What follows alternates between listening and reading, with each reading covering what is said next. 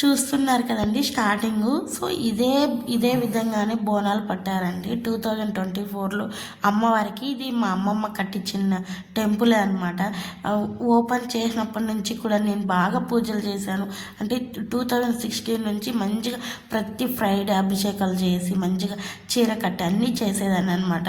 2024లో ఏమైందంటే బోనాలు పడితే ఇదే విధంగానే నేను తీసుకెళ్ళిన చీర అయితే కొన్ని సమస్యల వల్ల కట్టవలసి వచ్చింది అమ్మవారికి. సో వేరే వాళ్ళకి ఒంటిపైకి వచ్చి ఈ చీర నాకు చినిగిపోయింది అని చెప్పింది అనమాట. విప్పేసి చూస్తే ఎక్కడ చినగలేదు. సో అదే బాధ వల్ల అంటే 10 మందిలో అలా అనేసరికి నాకు చాలా బాధ అనిపించింది.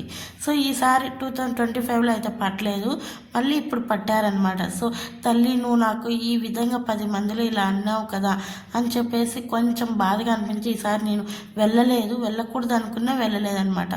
తల్లి నీలో సత్యం ఉంటే ఈసారి కూడా ఏదో ఒకటి చేయొచ్చు కదా అని నేను అనుకున్నాను అనమాట నా మనసులో.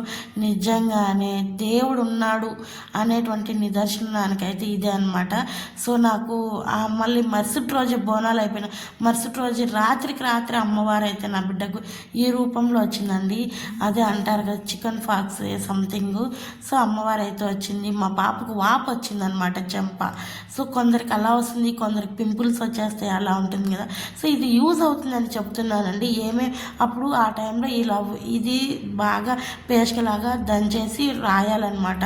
సో ఏదేదంటే వేపాకు, పసుపు, మజ్జిగ అనమాట, అదే పెరుగు అంటాం కదండి, అదన్నీ 3 దంచేసి రాయండి. 3 రోజులు, 5 రోజులు, 7 రోజులు స్నానం చేపించేటప్పుడు కూడా ఇదే విధంగా దంచేసి బాడీ మొత్తం తల నుంచి కింద వరకు మొత్తం రాసి ఇలా చేయాలన్నమాట. ఇలానే